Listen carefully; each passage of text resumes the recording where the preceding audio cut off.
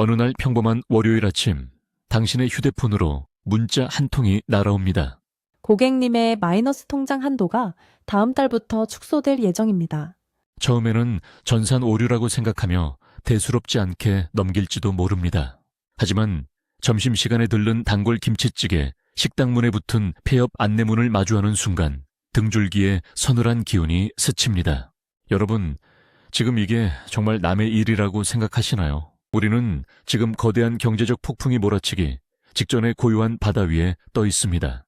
통계청이 발표하는 수치나 전문가들의 복잡한 그래프는 우리 삶과 멀게 느껴질 때가 많습니다. 하지만 오늘 제가 말씀드릴 4가지 신호는 여러분의 집 앞 편의점과 회사 복도에서 지금 이 순간 벌어지고 있는 일들입니다. 30대와 40대, 그리고 대한민국 경제의 허리를 지탱하는 서민 여러분은 지금 당장 안전벨트를 매야 합니다. 내 돈이 사라지기 직전 시장이 우리에게 보내는 소름 돋는 경고들을 외면하지 마십시오. 이 영상이 끝날 때쯤 당신은 내 자산의 현재 주소를 정확히 직시하게 될 것입니다. 그리고 위기를 기회로 바꾸는 생존 매뉴얼을 손에 쥐게 될 것입니다. 첫 번째 신호는 바로 소비의 침묵, 즉 중산층 소비의 처참한 붕괴입니다. 최근 백화점 명품관 앞에 길게 늘어섰던 대기줄이 사라진 것을 보셨습니까? 불과 1-2년 전만 해도 이른바 오픈런을 위해 밤을 새우던 열기는 이제 흔적도 없습니다. 이것은 단순히 유행이 변한 것이 아니라 중산층의 가처분 소득이 바닥났다는 증거입니다. 명품뿐만이 아닙니다. 우리 삶에 더 밀착된 신호들이 도처에 널려 있습니다. 삼겹살 1인분 가격이 2만 원에 육박하면서 서민들의 퇴근길 위안이었던 소주 한 잔도 사치가 되었습니다. 마트 신선식품 코너에서 유통기한 임박 상품을 기다리는 사람들의 눈빛이 그 어느 때보다 절박해 보입니다. 배달비가 아까워 비가 오는 날에도 직접 음식을 가지러 가는 사람들의 뒷모습이 우리들의 자화상입니다. 중고차 시장에는 할부를 감당하지 못해 쏟아져 나온 매물들이 쌓여만 가고 있습니다. 과거 1997년 IMF 외환위기 직전에도 사람들은 지금처럼 지갑을 닫기 시작했습니다. 당시에도 백화점 매출이 급감하고 골목 식당들이 하나둘 불을 끄기 시작했을 때 사람들은 그저 일시적인 현상이라고 믿었습니다. 하지만 그것은 거대한 댐이 무너지기 전 나타나는 작은 균열이었습니다. 지금 당신의 주변을 프로파일러의 눈으로 냉정하게 관찰해 보십시오. 늘 붐비던 점심시간 식당가가 한산해지고 대형 마트 카트가 예전보다 가벼워졌다면 그것은 재앙의 서곡입니다. 소비가 멈춘다는 것은 기업의 이익이 줄어들고 결국 고용의 위기로 이어진다는 뜻입니다. 이 흐름은 마치 도미노처럼 연결되어 결국 당신의 지갑을 직접 타격하게 됩니다.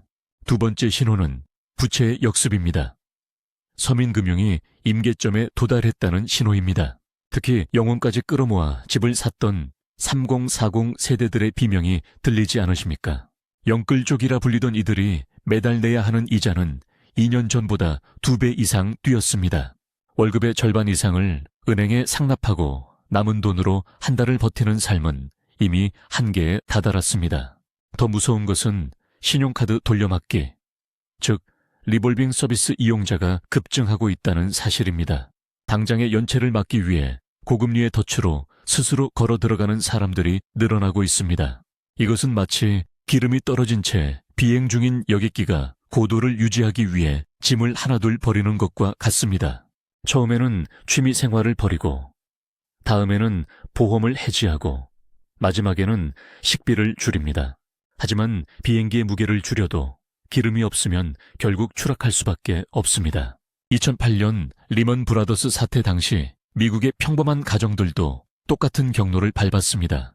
집값이 계속 오를 것이라는 환상에 빠져 무리한 대출을 받았고 금리가 오르자 순식간에 길거리로 나앉았습니다. 지금 대한민국의 가계부채 비율은 세계 최고 수준입니다. 여러분의 대출 상환 스케줄은 정말 안전하다고 확신하시나요? 금리가 1%만 더 올라도 내 가게가 무너지지 않을지 냉정하게 계산해 본 적이 있습니까? 서민금융의 임계점은 조용히 찾아오지만 그 폭발력은 상상을 초월합니다. 세 번째 신호는 금리의 함정입니다. 은행의 움직임에서 나타나는 이상 현상을 주목하십시오. 최근 은행들이 예금 금리는 빠르게 내리면서 대출 금리는 오히려 올리는 모습을 보셨을 겁니다. 왜 은행들은 이런 비상식적인 행동을 할까요? 그것은 은행들이 이미 거대한 공포를 느끼고 있기 때문입니다. 돈을 빌려준 사람들이 제때 돈을 갚지 못할 것을 대비해 미리 현금을 확보하려는 전략입니다. 은행은 비가 올 때 우산을 뺏는다는 말이 괜히 나온 것이 아닙니다. 그들은 우리보다 훨씬 정교한 데이터로 경제의 온도를 측정합니다. 은행이 대출 문턱을 높이고 한도를 줄인다는 것은 곧 시중에 돈이 마를 것이라는 강력한 경고입니다. 이것은 서서히 데워지는 냄비 속의 개구리처럼 우리가 위기를 체감하지 못하게 만듭니다. 물이 끓기 시작했을 때 개구리는 이미 뛰어오를 힘이 없습니다. 금리의 함정은 당신의 자산 가치를 갉아먹는 보이지 않는 벌레와 같습니다. 예금으로 받는 이자는 물가 상승률을 따라잡지 못하고 대출 이자는 내 삶의 질을 파괴합니다. 과거 경제 위기 때마다 은행들은 항상 가장 먼저 안전한 곳으로 숨어버렸습니다. 평소에는 우량 고객이라며 떠받들던 당신을 위기의 순간에는 위험 자산으로 분류해버립니다. 당신의 주거래 은행이 최근 당신에게 어떤 제안을 하고 있는지 살펴보십시오. 대출 연장 조건이 까다로워졌거나 추가 서류를 요구한다면 그것이 바로 신호입니다. 네 번째 신호는 심리의 실종입니다. 투자 시장에 흐르는 무거운 정적을 느껴보십시오. 나만 빼고 다 번다는 포모. 증후군이 불과 얼마 전까지 세상을 지배했습니다. 주식, 코인, 부동산 어디든 돈을 던지면 벌 수 있다는 광기가 가득했습니다. 하지만 지금은 어떤가요? 단체 대화방에서 수익률을 자랑하던 목소리들이 사라졌습니다. 유튜브 알고리즘은 더 이상 10억 벌기 영상을 추천하지 않습니다. 대신 생존, 폭락, 파산 같은 단어들이 그 자리를 채우고 있습니다. 시장에 흐르는 이 무거운 정적은 폭풍이 오기 직전 동물이 서식지를 떠나는 현상과 비슷합니다. 정보가 밝은 거대 자본은 이미 시장을 떠나 안전한 달러나 금으로 이동했습니다.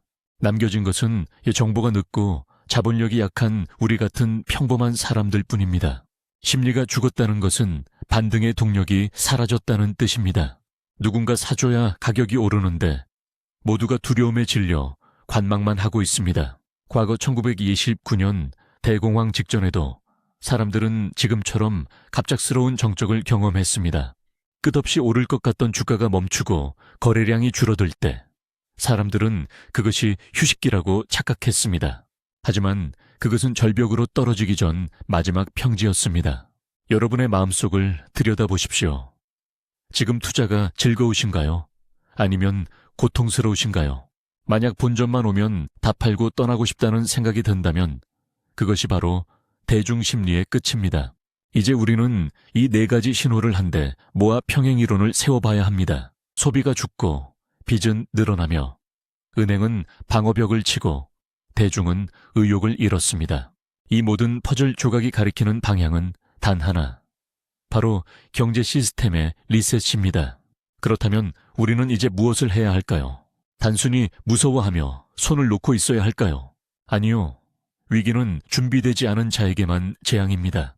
준비된 당신에게는 평생 한 번 올까 말까 한부의 추월차선이 될 수 있습니다. 지금부터 제가 제시하는 실전 매뉴얼에 집중해 주십시오. 첫째, 불필요한 부채부터 잔인하게 정리하십시오. 지금 같은 고금리 시기에 빚은 당신의 영혼을 파먹는 기생충입니다. 수익률이 낮은 자산을 팔아서라도 고금리 대출부터 갚으십시오. 이자를 내는 것이 아니라 자본을 지키는 것이 최우선입니다. 둘째, 현금 유동성을 확보하십시오. 위기 상황에서 현금은 왕입니다. 아니, 왕 이상의 가치를 지닙니다. 모든 자산 가격이 폭락할 때 현금을 쥐고 있는 사람은 시장의 지배자가 됩니다. 지금 당장 쓸 수 있는 현금이 자산의 최소 20% 이상은 되어야 합니다. 셋째, 내 몸값, 즉 인적 자본을 강화하십시오. 시장이 무너져도 당신의 기술과 전문성은 사라지지 않습니다. 불황기일수록 기업은 핵심 인재만을 남깁니다. 당신이 대체 불가능한 존재가 되는 것이 가장 확실한 보험입니다. 넷째, 감정적 매매를 멈추고 냉철한 기록을 시작하십시오. 매일매일 시장의 지표를 기록하고 내 자산의 변화를 추적하십시오. 기록하는 사람만이 공포를 이겨내고 이성적인 판단을 내릴 수 있습니다. 여러분, 지금 이게 남의 일 같으신가요? 당신의 통장에 있는 숫자가 안전하다고 믿으시나요? 1997년 금 모으기 운동을 하던 우리 부모님 세대도 똑같은 생각을 했습니다. 이반천 8년 전 세계 금융이 마비될 때도 사람들은 그저 뉴스 속 이야기인 줄 알았습니다. 역사는 반복되지만 그 주인공은 매번 바뀝니다. 이번 주인공이 희생자가 될지 아니면 승자가 될지는 오늘 당신의 결정에 달렸습니다. 지하철 노인 무임승차 논란이나 연금 고갈 소식 같은 뉴스들이 왜 자주 들리는지 생각해 보십시오. 국가 재정의 건전성이 악화되고 있다는 신호이며 결국 우리 세대의 세금 부담으로 돌아올 것입니다. 물가는 오르고 세금은 늘어나며 자산 가치는 흔들리는 삼중고의 시대입니다. 이런 때일수록 우리는 더 뭉쳐야 하고 더 공부해야 합니다. 여러분이 오늘 본 가장 무서운 신호는 무엇이었나요? 명품 줄이 사라진 백화점인가요? 아니면 마이너스 통장 한도 축소 문자였나요? 아니면 지금 내 텅 빈 지갑을 보며 느끼는 막연한 불안감인가요? 어떤 것이든 좋습니다. 그 불안을 동력으로 삼으십시오. 불안은 위험을 감지하는 가장 본능적인 안테나입니다.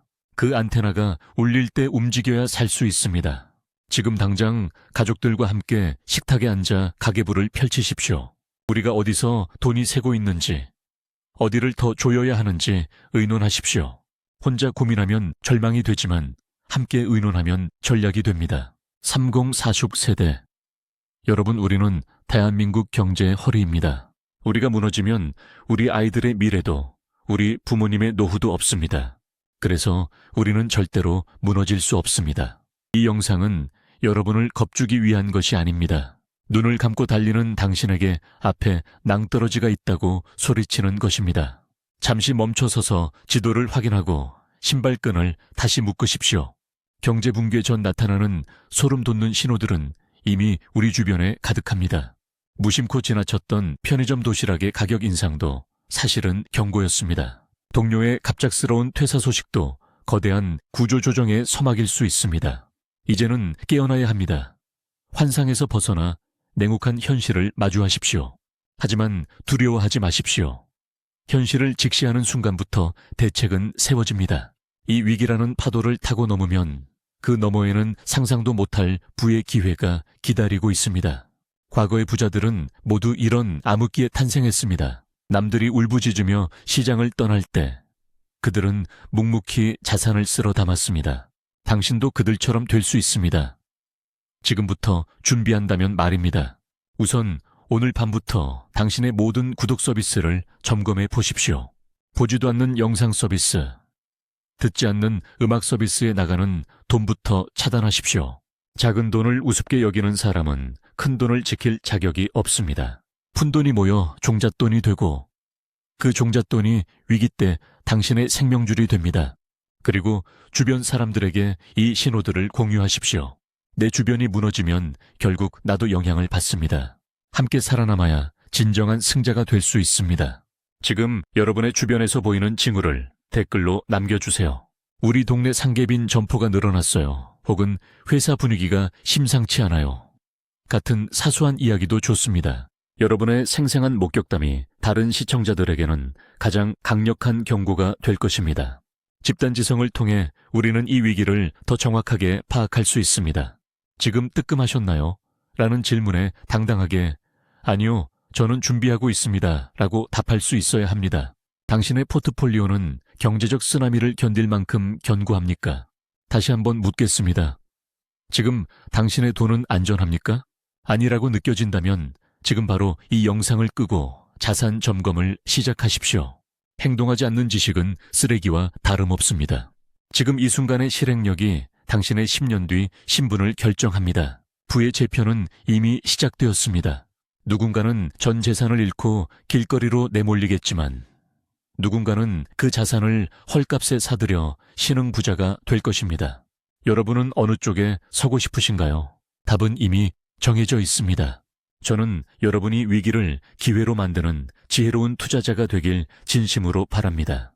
오늘 제가 드린 이야기가 당신의 가슴 속에 작은 불꽃을 일으켰기를 바랍니다. 그 불꽃은 당신의 자산을 지키는 등불이 될 것입니다. 경제 공부는 지루하고 어려운 것이 아닙니다. 내 가족을 지키고 내 꿈을 지키는 가장 숭고한 투쟁입니다. 3046 세대의 어깨에 놓인 짐이 무겁다는 것을 잘 압니다. 하지만 그 무게를 견디는 사람만이 정상의 경치를 누릴 자격이 있습니다. 앞으로도 저는 여러분의 경제 아키텍트로서 시장에 숨겨진 코드를 해독해 드릴 것입니다. 혼자 가면 금방 지치지만 함께 가면 끝까지 갈 수 있습니다. 오늘 말씀드린 4가지 신호를 잊지 마십시오. 소비의 침묵, 부채의 역습, 금리의 함정, 심리의 실종입니다. 이 4단어를 포스트잇에 적어 모니터 옆에 붙여두십시오. 매일 아침 이 단어들을 보며 긴장의 끈을 조이십시오. 세상은 당신의 돈을 뺏으려 혈안이 되어 있습니다. 정신을 차리지 않으면 눈 뜨고 코 베이는 곳이 바로 이곳 자본주의 시장입니다.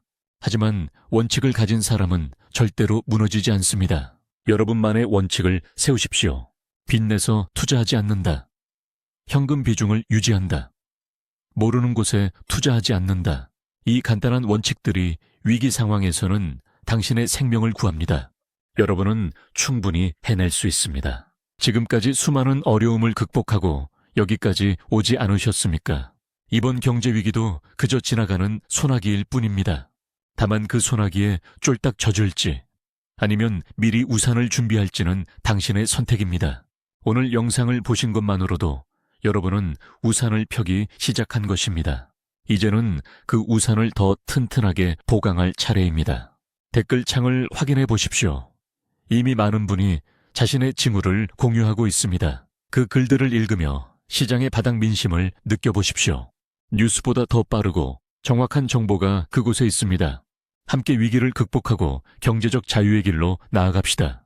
오늘 하루도 치열하게 살아내신 여러분을 진심으로 응원합니다. 당신의 노력이 헛되지 않도록, 당신의 땀방울이 배신당하지 않도록 저도 최선을 다하겠습니다.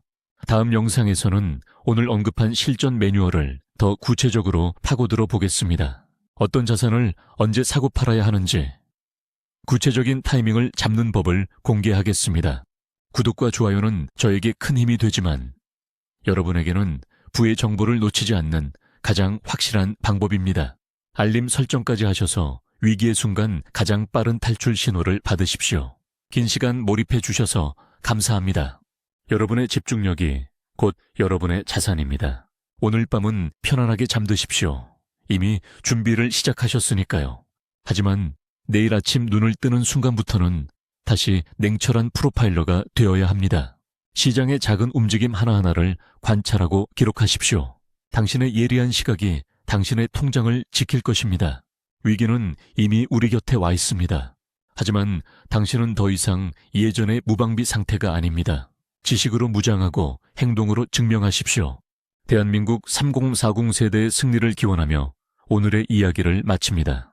지금까지 여러분의 성공적인 경제 설계를 돕는 유튜브 대본 아키텍트였습니다. 감사합니다. 다음 영상에서 더 강력한 인사이트로 찾아뵙겠습니다.